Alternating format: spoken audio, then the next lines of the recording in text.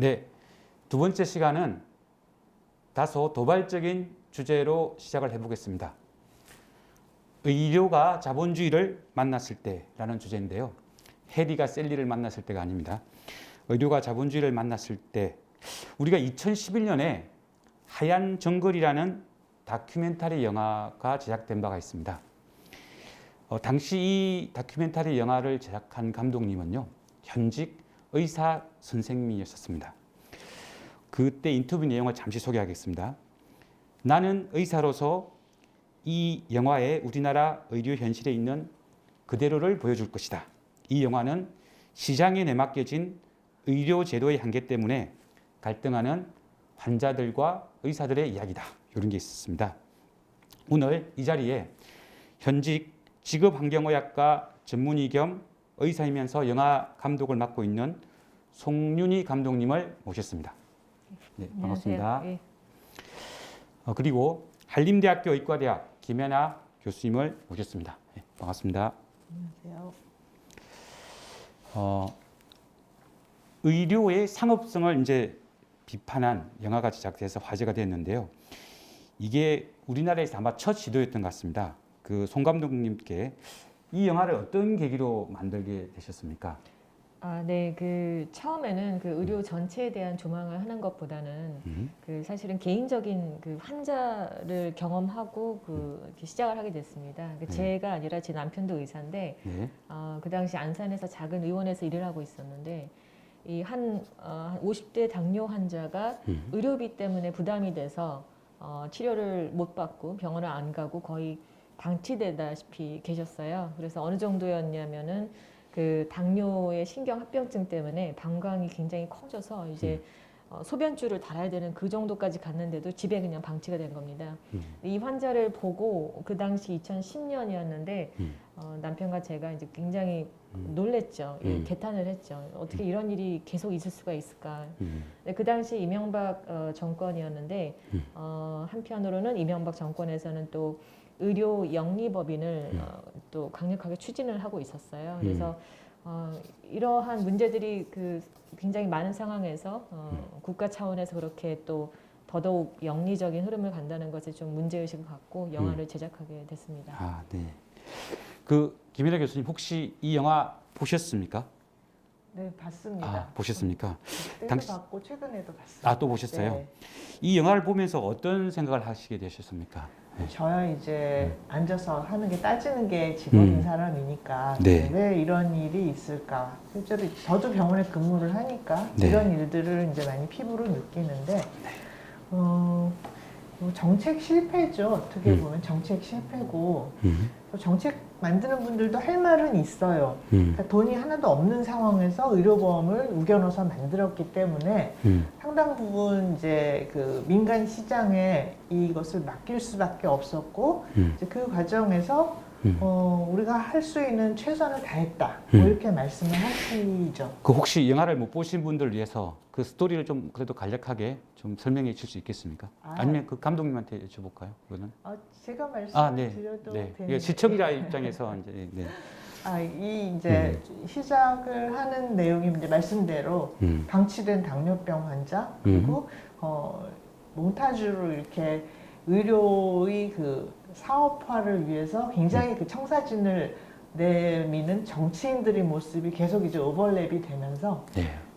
돈이 없어서 병원을 못 가고 안진뱅이 신세가 된 할머니 이야기 그리고 수술을 여러 번 하면서 결국은 이제 아이가 죽게 되는 부모 이야기 그런데 그 부모는 그 과정에서 자기가 돈이 없어서 아이를 못 살렸다고 하는 이런 죄책감을 갖게 되는 그런 이야기들 네. 그리고 네, 좋습니다.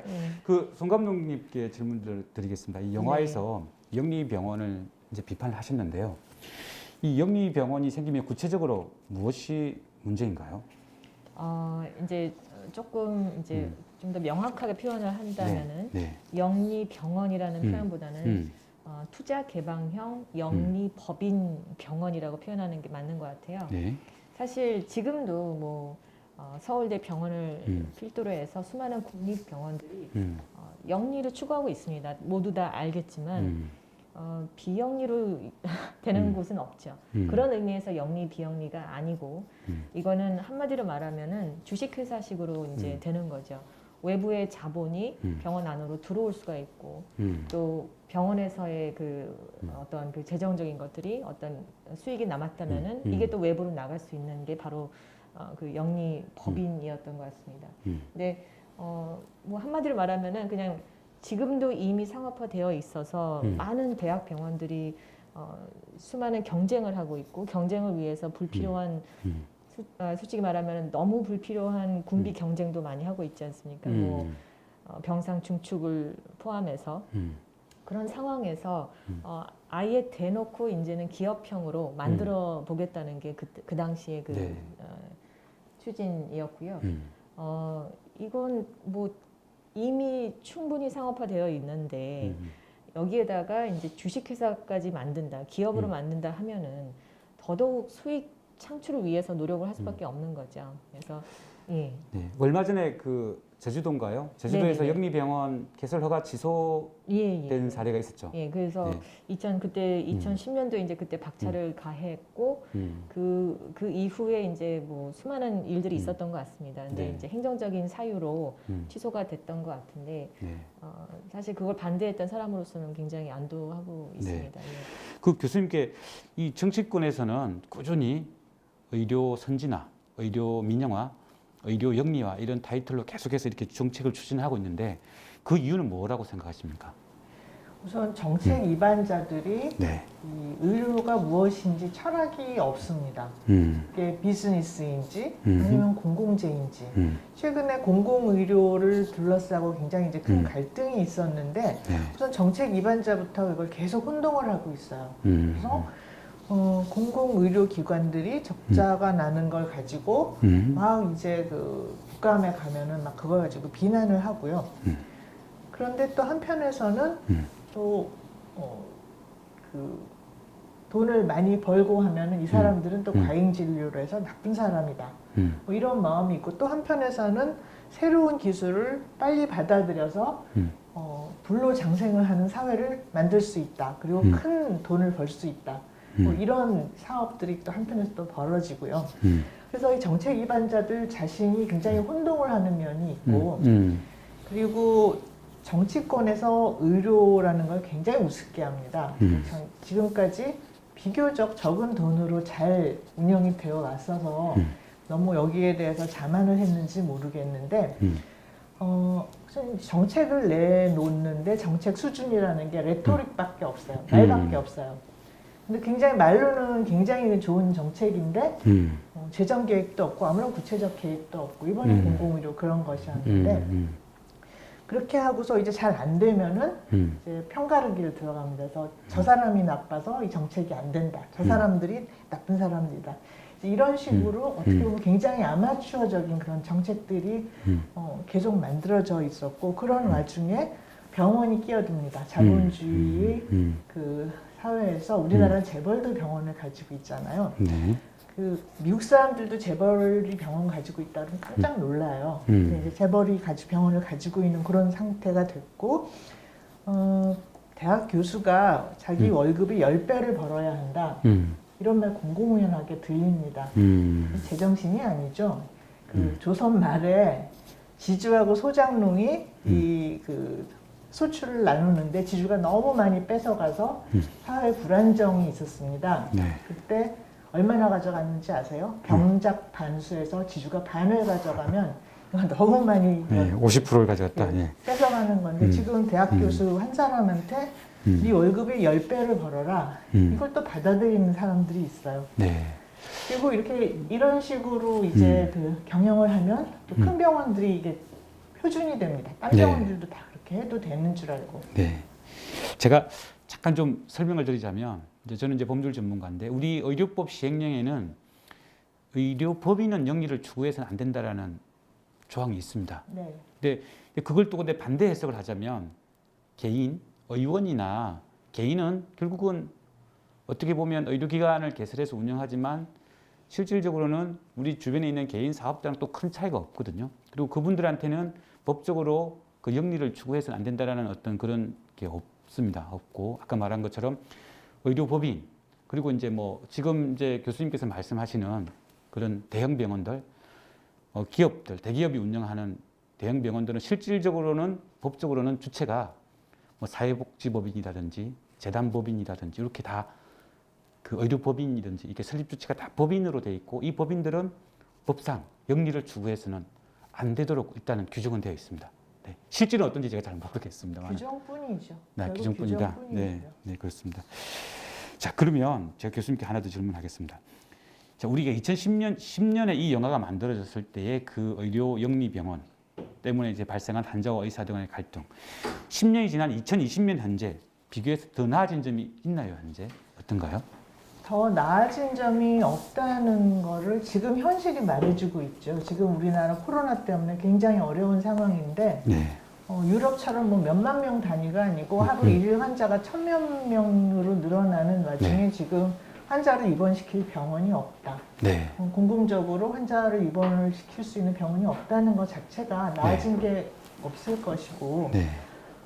나아질 것이 없는 이유가 결국은 이것도 정책 실패인 거죠. 정책 그리고 실패다. 이런 공공의료기관을 음. 확립을 하려면 재정이지. 첫째도 돈이고 둘째도 돈, 재정이었는데 이 재정에 대한 부분에 대해서는 한 일이 없는 거죠. 재정적으로 더 나아진 것이 없다. 네. 그러면 제가 우리 송 감독님께 한번 여쭤보겠습니다. 그 영화를 보니까 네. 과잉 진료 때문에 그 의료 소송이 발생한 게 있는데요. 네. 요거에 대해서 좀 더 구체적으로 말씀해 주실 수 있나요? 사례를 통해서. 네. 이거는 뭐 사실 사례까지 안 가도요. 그냥 네. 한번 그 의사의 입장에 대해서 생각을 해 보면 네. 내가 나름 진료를 했는데 어떤 음. 소송이 들어왔어요. 그 소송이라는 거는 그 의사가 한 행위에 대해서 하나하나 캐묻는 거지 않습니까? 책임을 추궁하는 거죠. 근데 뭐 예를 들면은 이 환자가 이렇게 왔을 때 이 검사는 왜 안 했고 이때 이 말은 왜 안 했고 이런 설명은 왜 부족했느냐? 뭐 이런 검사를 더 했어야 되지 않냐? 너의 실책이 뭐다? 이런 게 결국 소송이기 때문에 네. 다음 환자를 봤을 때는 당연히 그 경험으로 인해서 훨씬 더 이렇게 방어적으로 진료를 할 수밖에 없죠. 네. 그 교수님 임상 현장에서도 이거 과잉 진료 때문에 뭐 소송이 되거나 이런 사례가 있나요, 혹시? 소송 때문에 과잉 진료를 걱정하는 거는 그건 케이스 의사들마다 다 조금씩 다르고요. 저처럼 별로 소송이 없는 과에서는 네. 뭐 그게 두려워서 검사를 안 하거나 하지는 않는데 네. 가끔 보면 이제 판결에서 무슨 검사를 안 했다는 것이 불리하게 작용하는 그런 판결들이 있더라고요. 사실 그 검사가 의미가 없는 검사일 가능성이 많은데 이런 판결들은 좀 문제가 되는 것 같습니다. 네. 아, 이게 그 의료 소송 전문 변호사로서 약간 좀 더 진도가 나가면 안 되겠습니다. 네. 자, 그다음 그 실손보험이라고 있는데요. 이건 교수님께서 질문 드리겠습니다. 실손보험 때문에 여러 가지 문제들이 양산되고 있는데 그 실손보험 회사들이 의사들을 무더기로 최근에 이제 고소 고발하고 있는 이런 형태들이 있습니다. 그 왜 이렇게 그 실손보험 회사들이 의사들을 상대로 이렇게 고소 고발을 하는지요? 실손보험이 창궐을 하게 된 것도 우리나라의 공보험 체제가 이렇게 약하기 때문에 그런 것 같습니다. 그러니까 비급여가 굉장히 많잖아요. 네. 그리고 또 어떻게 보면 비급여를 30%를 하지 않으면 병원이 유지가 안 된다는 이런 경영하는 분들 말까지 공공연하게 있을 정도이고 그러다 보니 비급여는 환자들이 자기 호주머니에서 내는 돈인데 이거를 어떻게든지 좀 상쇄를 하려다 보니 그 틈을 타고드는 것이 실손보험인데 네.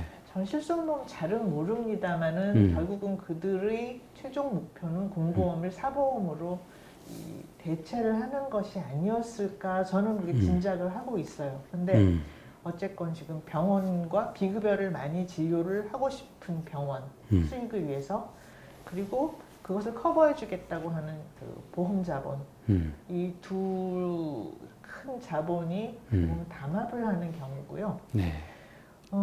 이 비급여 항목이라는 것들이 굉장히 좀 섞여 있어요. 이 중에 꼭 필요한 것도 있고 별로 필요성이 많지 않은 것도 있고 근데 불법적인 거는 없어요. 다 이것은 공인받은 그런 행위들이 많기 때문에 그래서 저는 보험회사들이 이런 것들을 가지고 소송을 한다는 게 저는 이제 어떤 건지 잘 모르겠기는 하는데 보험회사 입장에서는 이 비급여 시장이 이렇게까지 빨리 클 줄은 몰랐다고 생각한 것이 있고, 그리고 이제 우리가 제일 지금 경계해야 할 것은 보험회사들이 실손보험회사들이 자기들이 해야 할 업무를 이제 심사하고 하는 것을 심평원에다가 지금 자꾸 이제 해달라고 하는 이런 일들이 있거든요. 네.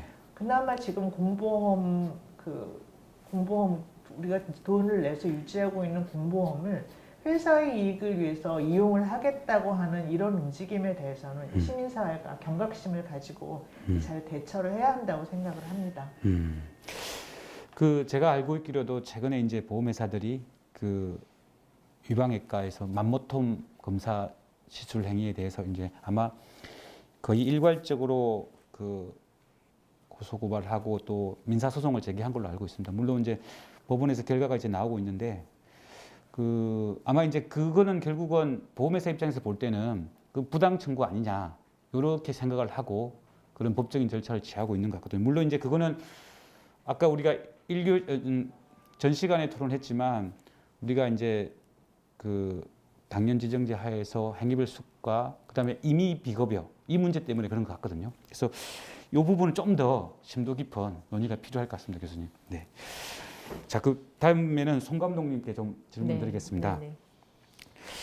저희가 이제 지난 여름에 공공의대하고 의사수 정원 정책에 대해서 의료계에서 대규모 의료 파업이 있었습니다. 혹시 이 내용 아시고 계시죠? 네, 네. 뭐, 예. 어떻게 보셨습니까, 감독님께서는? 네. 그 이제 그 정부의 증원 정책 그리고 이제 파업에 대한 것을 여쭤보셨는데요.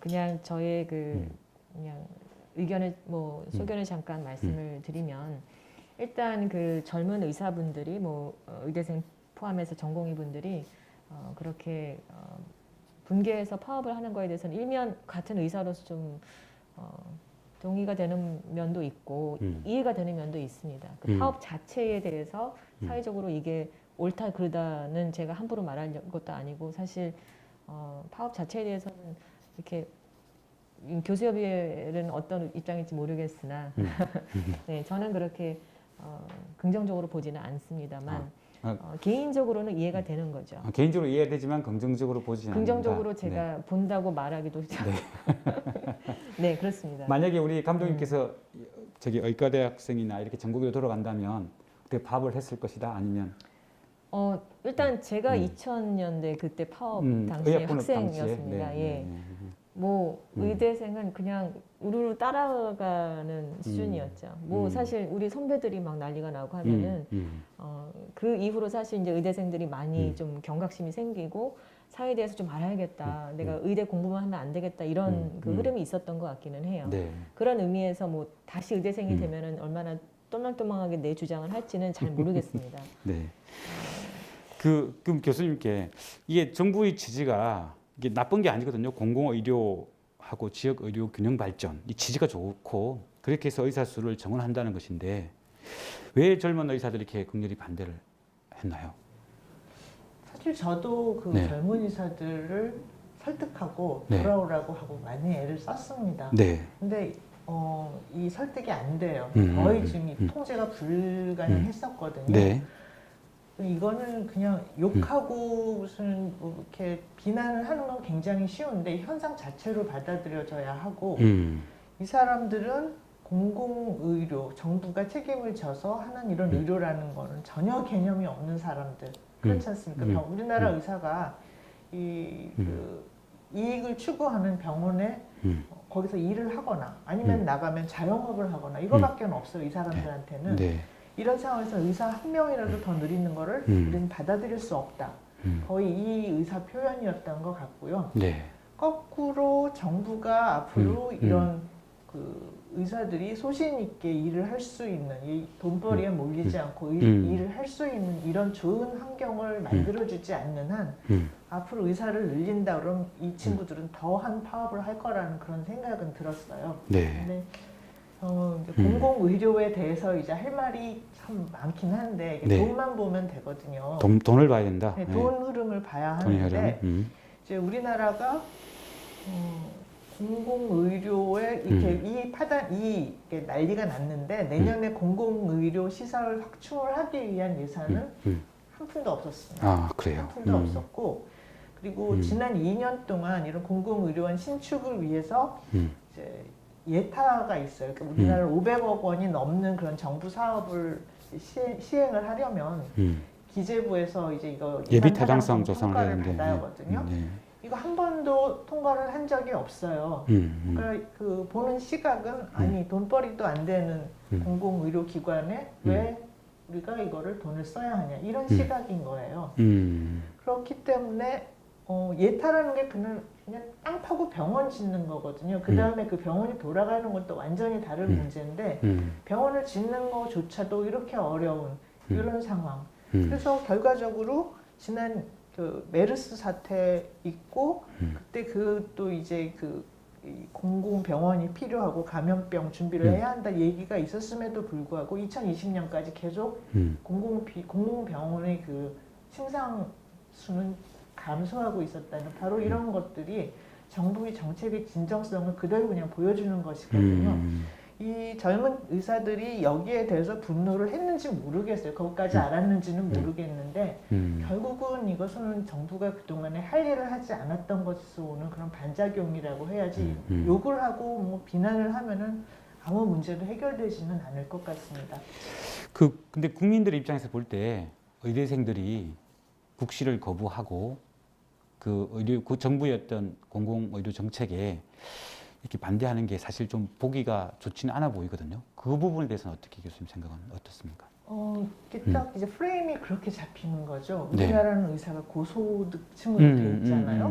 그런데 고소득층인데 의사 수를 늘린다 그러면 아 자기들 월급이 깎이나 보다. 그런데 이 좋은 취지로 의료 공영수당을 위해서 공공의료원의 의사도 적대는데 의사를 많이 만들겠다고 하는데 자기들 월급 깎일까 봐 저렇게 싸우는 게 아닌가. 이게 자동으로 돌아가는 게 프레임이거든요. 그 프레임의 하나하나는 굉장히 문제가 많은 것임에도 불구하고 일반 국민들은 잘 모르잖아요. 정책적인 면들 이런 것들을 잘 모르기 때문에 당연히 그러면 욕을 하게 돼 있고 더군다나 사람의 생명을 다룬다고 하는 이 코로나가 창궐하는 이 시기에 저렇게 자기 이익을 위해서 뛰쳐나가 하면 당연히 좋은 여론이 생길 수는 없죠. 뭐 보통 우리가 이제 잘 모르는데 일반인들은 의사들 수입이 OECD 이렇게 국가에 비추어서 어떻게 좀 많은 편인가요? 아니면 적은 편인가요? 그것도 이제 굉장히 문제가 많은 데이터를 보여주시더라고요. 이 말씀하시는 분들이. 자본주의 사회에서 이유 없는 월급 없습니다. 뭐 너무 그거는 명확한 얘기고 파업때 어떤 분이 이제 라디오에 나와가지고 어떤 지방의료원에 연봉을 5억을 주는데도 안 온다. 그러니까 의사를 많이 만들어야 한다. 굉장히 거의 아무 말 대잔치 수준의 말인데 저는 무책임한 말 이런 말 하시면은 굉장히 오히려 일이 그르쳐지는 게 지방의료원에서 5억 연봉을 받는 분은 1년 365일 당직 쓰는 경우 그런 경우에 5억 연봉을 받습니다. 그런데 실제로 그 조건으로 일을 하신다는 분들도 있는데 그렇게 해서 이제 뭐 노동법이고 뭐고 없죠 이거는. 그렇게 해서 열심히 일을 하고 났더니 국감에 가면 아니 적자나는 공공의료원이 뭐 연봉 5억이 웬 말이냐고 국회의원들이 와서 이제 완전히 뭐 기생충 취급하고 이럽니다. 그러면은 뭐 일을 할 이유가 없죠. 나가시는 거죠. 그리고 이제 우리나라는 다 자영업이기 때문에 자영업이라는 거는 자기가 시설 투자하고 그 시설 유지하고 이것도 다 내가 내는 거거든요. 그 기준이 되는 OECD 국가의 그 의사라는 분들은 거의 공무원입니다. 월급 받는 공무원. 그리고 우리나라에서 있지도 않은 제너럴리스트 1차 의료이라는 거거든요. 우리나라는 다 전문이지만 그보다는 훨씬 그 수련 기간도 짧고 이런 1차 의료의가 정부가 이렇게 제공하는 장소에 나가서 거기서 진료만 보면 되는 이런 분들이 월급 수준하고 이 자영업을 하는 이 개원이들이 수입 수준을 비교하는 것 자체가 또 말은 안 되고 그리고 저도 이제 환자를 많이 안 보고 제가 능력껏만 보려고 해서 병원에서 이제 많이 갈등을 하면서 하는 환자를 많이 안 보는 의사에 속합니다만 제 이제 독일 친구가 있는데 저하고 똑같은 일을 하는 그 독일 교수는 그래도 저보다 환자 반밖에 안 보더라고요. 환자 보는 수가. 그 일량 자체도 지금 말도 안 되고. 그러니까 너희가 일이 많으니까 의사를 많이 만들어서 일을 줄이면 될 거 아니냐. 그런데 그 의사들 생각엔 그러면 내 월급을 얼마를 더 깎겠다는가 이런 생각이 굴러가고 있고. 그러니까 이거는 결국은 의료를 사형화 시장에 맡겨놓으면 당연히 수입 수준은 올라갈 수밖에 없고요. OECD 국가도 공무원이 아닌 의사들, 자기가 개원을 우리나라처럼 하는 이런 분들은 수입이 굉장히 높아요. 그래서 그렇게 이제 의사가 월급이 많다. 일반 월급 받으시는 분들보다는 월급이 많은 건 사실인데 완전히 다른 토양에서 비교를 하는 거는 잘못됐다는 얘기죠. 네, 알겠습니다. 이건 제가 궁금한 게인데 이건 우리 감독님께 먼저 물어보고 또 교수님께 물어보고 싶은데 지금 의사들이 그러니까 학생들이 그 국시를 거부해서 국민들이 이제 청와대 그 청원을 해서 시험을 못 보게 해라 이렇게 지금 올라가 있지 않습니까? 그 지금 코로나19 때문에 의료인 수가 좀 부족하고 빨리 현장에 투입할 의료진이 필요한데 이런 상황에서 지금 본과 4학년인가요? 국시 보는 그 의대생들한테 신속하게 그런 국시를 볼 수 있는 기회를 줘야 된다고 생각하시는지 아니면 본인들이 거부를 한 거니까 다음 내년에 기회가 되면 원래 천천히 기회를 줘야 되는 것인지. 네. 이제 뭐 사실 되게 민감한 질문이고 제가 어떻게 대답하는 것도 그래서 되게 이제 일부러 한번 민감한데요. 물어보는 겁니다. 네. 저는 그 현장에서 있어봤던 사람 모든 의사들은 레지던트 인턴 수련을 받지 않습니까? 네. 사실은 굉장히 걱정이 됩니다. 걱정이 된다. 이 의료 공백으로 인해서 사실 이 의료 공백이라는 게 사실 국민들한테 와닿지 않고 정책을 하는 사람들한테 와닿지 않거든요. 이걸 좀 더 쉽게 어떤 의료 공백을 말하는 건지. 인턴이 일단 다음에 인턴이 없어요. 내년 3월 일자로 인턴이 안 나는 거죠. 안 들어옵니다. 그 다음에는 그러면은 그러니까 그 인턴의 잡이 이제 레지던트나 뭐 다른 사람들이 해야 되는 거겠죠. 네. 혹은 일반 뭐죠 그 조무사들이나 이렇게 네. 뭔가 나눠줘야 됩니다. 나눠줘야 되겠죠. 그 역할을. 예. 인턴이 하는 일이 굉장히 전문적인 일이 아니지만 그래도 의사의 베이스를 이루는 그런 일들을 하거든요. 의료법에 의해서 의사만이 할 수 있는 일을 합니다. L튜브라고 그 꼽는 것도 간호사는 못 하게 돼 있어요. 사실은 EKG도 사실은 간호사가 하면 안 됩니다. 그런데 이런 것들이 이제 어떻게 될 것인가, 그 전공의들에게 또 올려 보낼 것인가, 아니면은 일시적으로 뭐 어떤 구제책을 마련해서 뭐 간호사나 뭐 누가 할 수 있게 할 것인가. 나름 의사만이 할 수 있는 것들이 이제 좀 분배가 돼야 되는 거죠. 의료 공백이 있습니다. 있고 그리고 네, 그 정도 얘기를 할게요.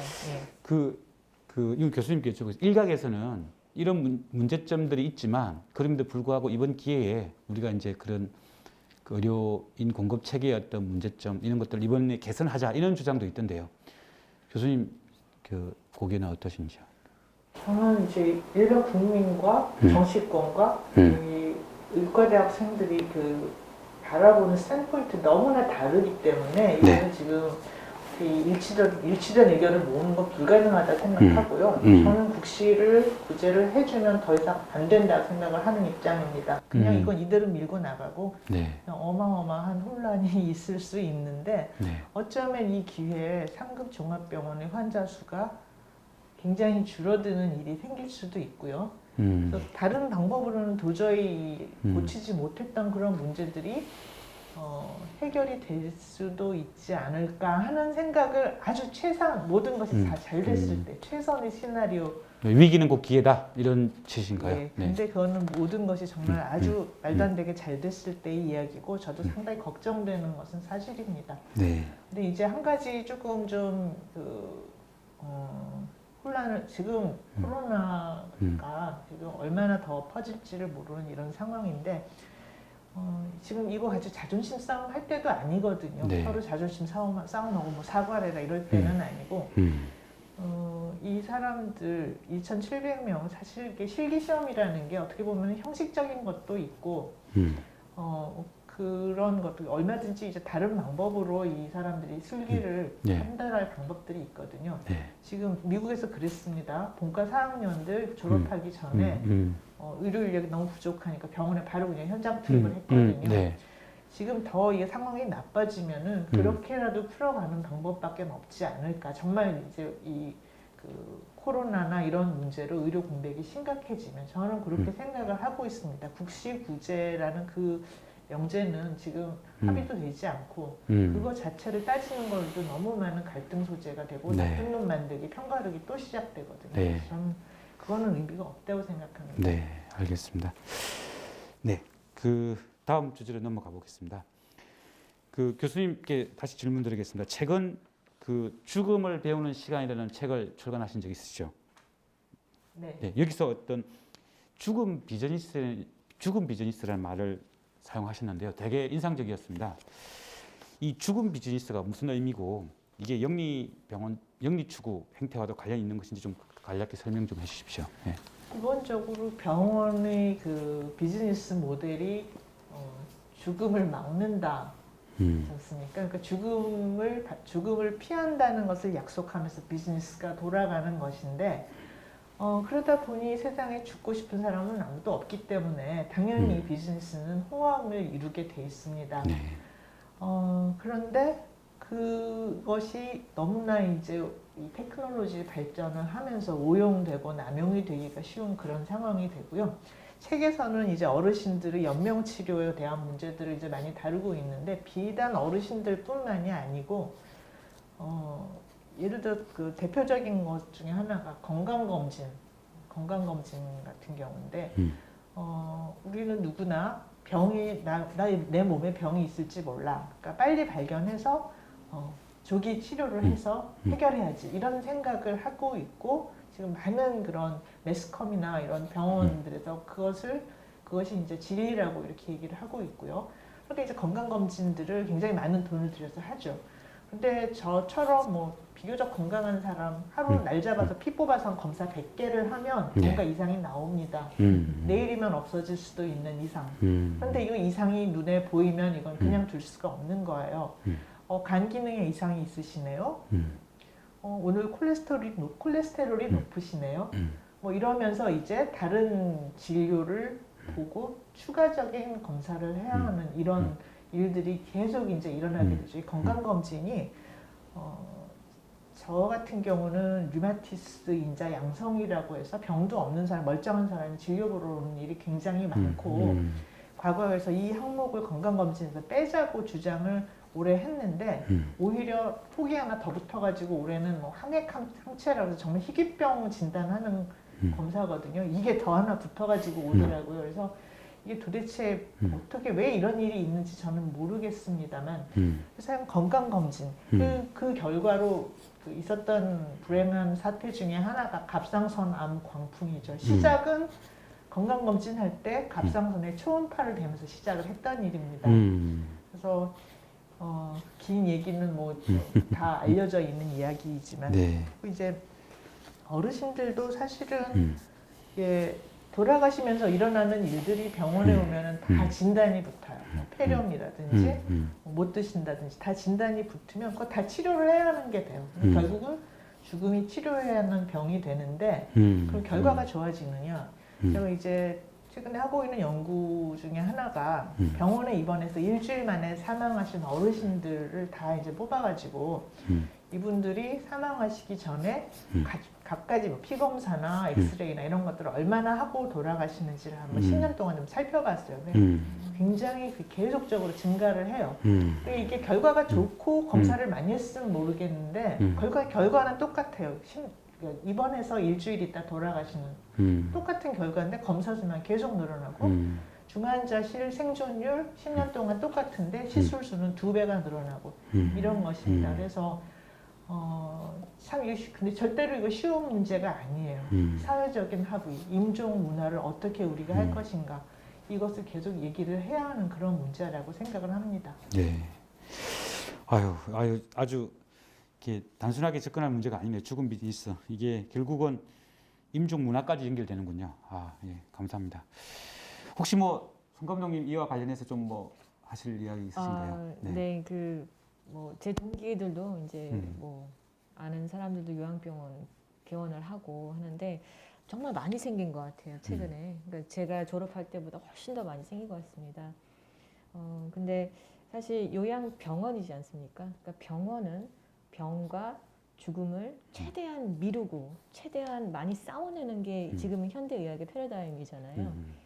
그래서 우리 어르신들이 치매 걸리거나 뭔가 이제 계속 누워 있거나 하면은 자연스럽게 요양병원에 가게 되는데 사실은 제가 이것도 좀 민감한 얘기긴 한데요. 네. 생로병사가 네. 모든 생명체가 가야 되는 굉장히 자연스러운 과정이라고 생각이 들어요. 본능적으로 우리가 그렇게 한 95세이신 노인분한테 생로병사입니다라고 뭐 말할 수는 없겠지만 사실 전체적인 인류 인간 뭐 생명체로 봤을 때는 굉장히 자연스러운데 이 의학의 패러다임도 그것을 그 인간의 본능을 거스르는 정도까지 가지 못했고 우리 사회도 역시 최대한 늙음을 방지하고 최대한 죽음을 방지하고 싶어 합니다. 인간의 본능이기 때문에요. 그런데 좀 더 성숙할 수 있다면 죽음도 하나의 과정이라고 인식을 하고 그런 의미에서 조금 무모한 얘기일 수도 있으나 요양병원들이 좀 더 호스피스의 그런 그 정신을 가지고 죽음을 무조건 계속 뒤로 미루는 게 아니라 아 이분이 죽음으로 향해 가고 계시구나 하는 어떤 의학적 판단이 들었을 때는 편하게 죽음에 갈 수 있게 하는 그런 호스피스적인 그런 어떤 교육도 그렇게 됐으면 좋겠고 또 그런 변화가 있으면 좋겠으나 굉장히 좀 뜬구름 잡는 소리이긴 합니다. 네. 네. 아유. 근데 아주 자연스러운 어떻게 우리가 편하게 논의해야 될 주제가 또 말씀하기 또 민감하다고 또 말씀하시니까 네. 사실 저도 최근에 요양병원에서 이제 일어났던 사례인데 한 거동이 어느 정도 좀 가능하신 분들 한 10분 정도가 계시는데 CCTV가 있어요. CCTV에 보이는데 어떤 할머니 한 분이 이제 같이 이 접시에 이렇게 떡 같은 게 있어서 이제 먹습니다. 먹다가 그 할머니가 갑자기 이렇게 하면서 제자리에서 이렇게 쭉 이렇게 됩니다. 그러고 나서 어떤 아주머니가 와서 이제 계속 두드립니다. 그게 그 시간이 한 15분 정도. 그러니까 의료진도 없고 아무런 119도 부르지 않고 그냥 그 상태에서 15분 정도만 계속 두드리다가 바닥에 쓰러지고 그 자리에서 이제 비어의료인에 의한 심장 마사지는 이루어지지만 그대로 사망하는 그런 케이스를 본 적이 있거든요. 어찌 보면 이것도 그냥 우리가 그 생로병사에서 그냥 의료사고지만 어떻게 보면 요양병원에 있었기 때문에 응급처치를 제대로 받지 못한 그런 상황이거든요. 그래서 이런 문제점에 대해서 좀 해결책을 제시할 필요가 있을 것 같습니다. 교수님 혹시 이거는 어떻게 해결해야 되나요? 저는 이제 그 견해가 다른데 네. 요양병원에 가시는 분들은 어떻게 보면 이제 가족들이 더 이상 케어를 못 하시는 거를 선언을 한 거나 마찬가지입니다. 그렇게 네. 대놓고 말은 안 하지만 사실이 그렇습니다. 그렇다면은 가시면서 이분들을 어디까지 치료를 할 것인지는 이거는 명확하게 얘기를 해야 할 것 같은데 네. 왜냐하면은 지금 요즘 코로나 때문에 더 그런 경향이 네. 심해졌는데 요양병원에서 환자 집단 발생하잖아요. 네. 그럼 이분들이 이제 모두 우르르 다 중환자실로 오셔서 응급호흡기를 달고 하게 되면 중환자실 금방 다 이제 포화가 돼버리는 거거든요. 네. 그러면은 이제 그 상황에서 다른 환자들이 갈 곳이 없어지는 이런 문제 굉장히 쉽게 일어날 수가 있고 그래서 저는 요양병원에 가야 할 시점 그 대부분의 병원의 그 상황에서 와상 상태, 완전 와상 내지는 준와상 자기 몸 거동을 못할 때 가시게 되는데 그렇다면 그 상황에서는 치료를 어디까지 적극적으로 해야 하는지 이거는 꼭 얘기를 하고 지나가야 한다고 저는 생각을 합니다. 그 우리 송 감독님께 한번 여쭤보겠습니다. 우리는 지금 계속해서 오늘 의료의 공공성을 이야기해 왔습니다. 네. 그죠? 그럼에도 불구하고 또 그 일각에서는 영리 추구를 계속 이야기하고 있고요.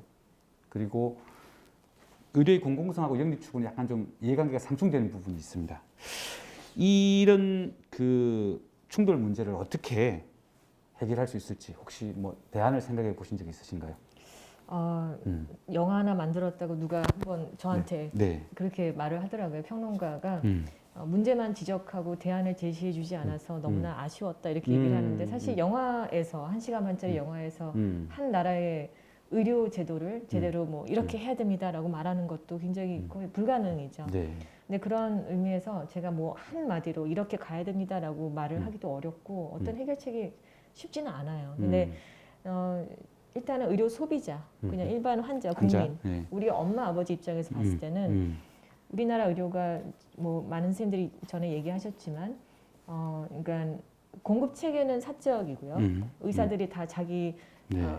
빚 얻어가지고 다 만들어서 그 사적 공급이고, 네. 그런데 그거에 대한 재정은 공적인 거죠. 재정공적이고. 이 안에서 사실 환자들은 정말 많은 그 혜택을 얻죠. 전문의를 만날 때 이렇게 그 문턱이 낮은 나라는 없을 겁니다. 뭐 저도 각막 잠깐 상처 났는데 안과 의사를 금방 볼 수 있어서 너무 좋았어요. 근데 만약에 GP를 보고 그 사람이 뭐 또 뭐 게이트키퍼 역할을 해야 되기 때문에 그냥 뭐 알아서 뭐 하시라 이랬으면 굉장히 불편했겠죠. 그런 의미에서 우리나라의 의료가 이런 여러 가지 문제가 있습니다. 정말 많이 영리 추구하고 있고 의료비가 아까 선생님이 얘기했듯이 뭐 너무나 급박하게 증가하고 있지만 그러나 그럼에도 뭐 아주 대표적인 뭐 미국보다 훨씬 낫고요. 그리고 또 영국의 NHS보다 훨씬 더 저는 더 좋습니다. 개인적으로. 퀄리티 면에서. 네네네.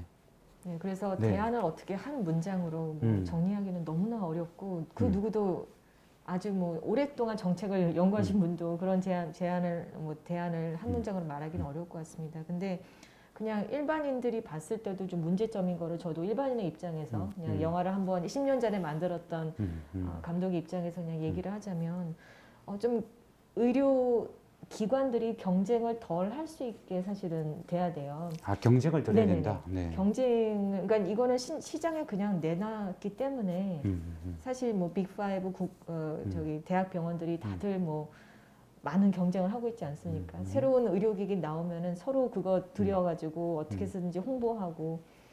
근데 이게 이런 게 지금 사실 아까 그 증원 정책 얘기하다가 말았었는데 그런 너무나 티나는 공공의료에 있어서 그 공공의대를 만들어서 증원을 시키겠다라는 그 정책 하나 빼고는 지금 정권은 그 외에는 모두 기조가 공공의료의 강화에 아무런 관심이 없습니다.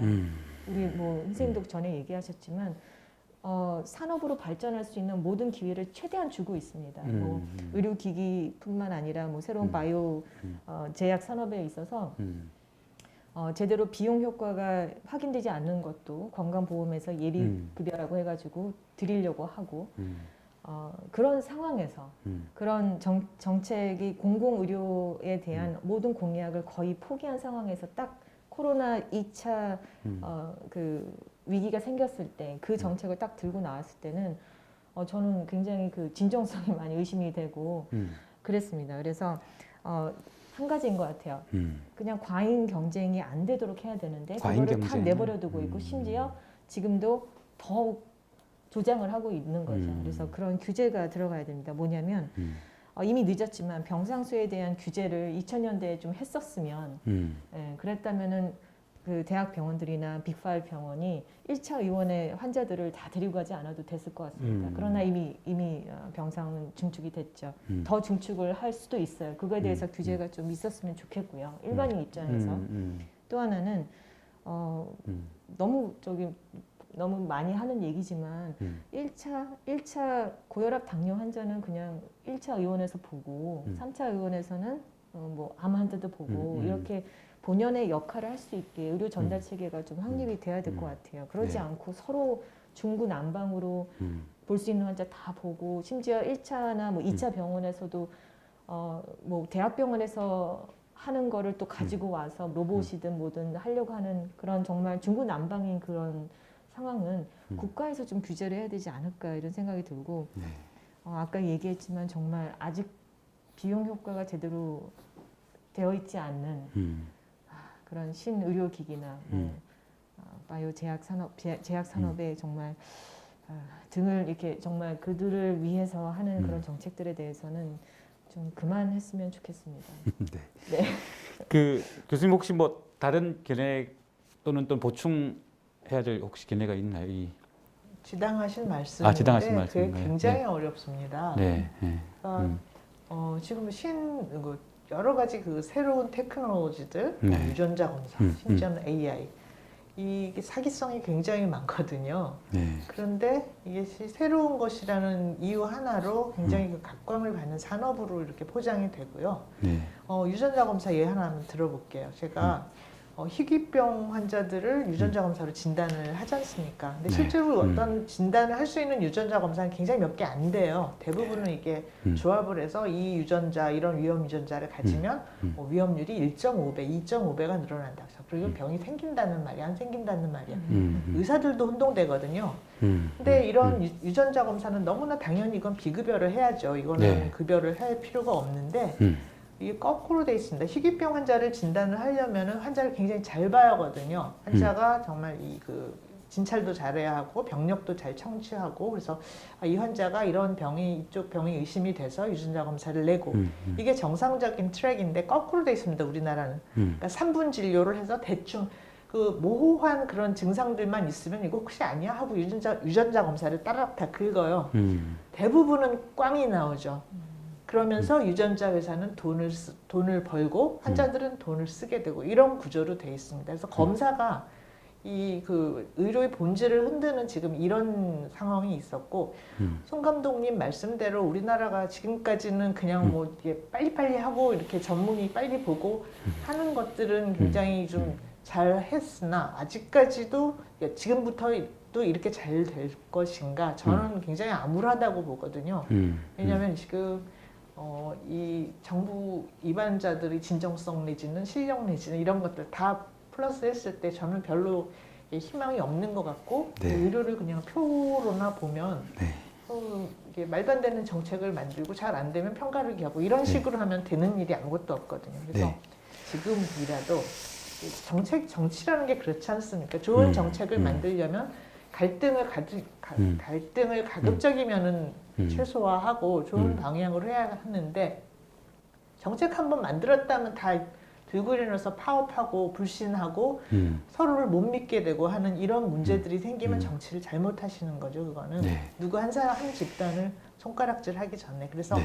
제발 의료의 본질이 무엇인지 그거부터 네. 정책 만드시는 분들이 잘 생각을 하셔야 할 것 같습니다. 네. 오늘 교수님 대담이나 토론 내용을 들어보니까 참 걱정이 앞서는데요. 우리 환자 입장에서는 또 가장 고민되는 게 내가 어디가 아팠을 때 어느 병원을 가야 될지 항상 고민이 앞서거든요. 그래서 지금 이제 공공성과 영리성을 추구하는 각자 보니까 약간의 성향이나 취향에 따라서 다를 수 있을 것 같은데 환자 입장에서는 혹시 뭐 이렇게 좋은 병원을 이렇게 선택하는 기준이나 방법 이런 게 있을까요? 환자 입장에서요? 네. 교수님 대답하시는 게 더 많은 것 같은데. 저는 이미 일단 제 경험을 네. 하나 말씀을 드리면요. 네. 얼마 전에 사실 저희 어머니가 약간 뇌졸중 유사 증상이 있어서 복시 현상이 있었어요. 그래서 괜찮겠지 했는데 너무 걱정이 되는 거예요. 저희 외가 쪽에 이제 CVA 뇌출혈이 세 분이 계셨기 때문에 그때는 저도 이성을 잃더라고요. 그래서 그때 제가 했던 행동이 10년 만에 한 번도 연락 안 했던 어떤 후배한테 신경과 전문인데 연락처 알아가지고 곧바로 전화했습니다. 네, 그렇게 의사인 저도 이런 어떤 급박한 상황에서는 정말 모든 밧줄을 아는 인맥 원맥 다 하는 것 같아요. 곧바로 응급실을 가기보다는 이거 어떠냐, 이거 증상 어떡하냐. 그래서 그런 저의 행동을 보고 저도 놀랬고 이런 게 바로 우리 국민들이 필요한 어떤 그 공백이겠구나. 정말 급해서 어떤 응급 상황이 됐을 때 누구한테 딱 전화해서 이거 뭡니까? 근데 이게 지금 제가 결국 흘러가는 게 그러면 원격 의료 하라는 거야? 뭐 전화 통화로 의료 서비스 하라는 거야? 그런 건데 그게 이제 의료 서비스가 되는 순간에는 수많은 법적인 책임까지 있어야 되기 때문에 역시나 이것도 민감한 얘기지만 환자 입장에서는 분명히 그런 공백이 있어요. 그래서 궁극적으로는 응급 상황에서만은 어떤 우리가 사실 트라이에지라고 해서 응급 의료기관을 가면은 선별을 하지 않습니까? 당신은 이 정도면 중증이 아니고 이 정도면 경증이고 하는 선별을 하는데 그런 것들에 대해서는 조금 약간 일반인들도 접근이 가능하게 분명히 테크놀로지는 있습니다. 그러나 이게 한번 허용이 됐을 때 또한 어떤 법적 책임이나 여러 가지가 있기 때문에 함부로 도입하거나 그러지 못하는데 제가 급박하게 저희 어머니가 뇌출혈이 가능성이 있었을 때 했던 행동이 분명히 누군가한테 일반 필요하다. 국민한테 필요하다. 감독님은 현재 네네. 의사 자격증도 있고 후배 연락할 수 있는 후배 의사가 있기 그렇죠. 때문에 네. 그나마 그게 네네. 가능했지만 일반 환자들 입장에서는 언감생심, 그래서 전혀 생각해 볼 수 없는 그런 그거거든요. 예. 근데 지금 이런 제안 주셨는데 어떻게 교수님 생각하십니까? 이 사전에 제가 말씀드리지도 않았기 때문에 네. 그냥 이거는 저 그 환자 입장에서의 굉장히 네. 나이브한 어떤 경험이었기 때문에요. 네. 제가 이렇게 왜냐하면 하자는 거는 아닙니다. 저희가 뭐 1339 뭐 이런 게 있지 않습니까? 응급 상황에서 뭐 그렇게 하면 이렇게 안내가 되듯이 지금 내가 갑자기 새벽에 지금처럼 뇌졸중이 의심되고 뇌경색이 의심되는 이런 증상들이 생겼는데 결국 우리가 할 수 있는 건 응급실에 가는 거잖아요. 응급실에 갔는데 뭐 경우에 따라서는 응급 당직 체계가 좀 제대로 안 됐을 수도 있고 그랬을 때 어디 진짜 전화해서 이랬는데 어떻게 하면 좋겠냐라고 이렇게 시원하게 물어보고 그걸 좀 대답해 줄 수 있는 그런 시스템도 어떻게 보면 저는 뭐 제가 그 네. 일을 많이 하고 있어가지고 제가 뭐 이제 그런 전화를 주로 받는 입장이어서 네. 거꾸로 제가 누구한테 전화를 해보는 입장이 된 적은 없기는 하고 왜냐면 네. 저는 이제 저만 해도 병원 가지고 고민할 일은 없거든요. 네. 어디서 무슨 일이 일어나는지 너무 빤히 알고 있기 때문에 그런데 이제 일반인들 특히 응급 상황에서는 굉장히 좀 당황하시게 될 것 네. 같고요. 네. 아는 의사가 없으면 그 예를 들어서 그죠? 저도 이제 새벽에 응급실에 가본 적이 있지만 일단 응급실에 가서 응급실 당직 의사 선생님을 보는 게 일단 상당히 시간이 오래 걸려요. 네. 정말 보호자 입장에서는 화딱지가 많이 날 때가 있거든요. 네. 근데 그럴 때는 하염없이 기다리는 시간인데 그 시간이 정말 초조하더라고요. 예. 빨리 뭔가 좀 보고 뭔가 검사도 들어가고 했으면 좋겠는데 이제 그럴 때 정말 좀 어떻게 전화해서 이런 증상이 있는데 어떤 전문의 선생님이 이렇게 설명을 해주면 좀 마음의 안정이라도 찾을 수 있지 않을까요? 네. 그게 참 답이 없는 것이요. 네. 이제 미국에서도 이제 응급실 이용 문제들 미국은 이제 그 평소에 의료를 이용을 못한 사람이 많기 때문에 응급실 이용이 또 역설적으로 많은데 네.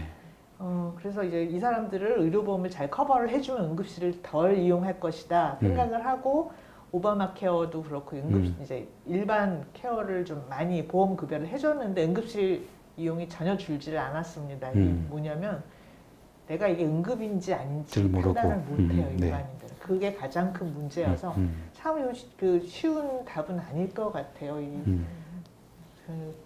저는 그냥 전화 받고 괜찮아 내일 아침까지 있어 이렇게 얘기를 하는 일이 많긴 해요. 대부분은 뭐 큰일 날 일은 없기는 한데 그게 좀 쉽지 않습니다. 네, 다음 숙제로 그러면 네, 남겨두겠습니다.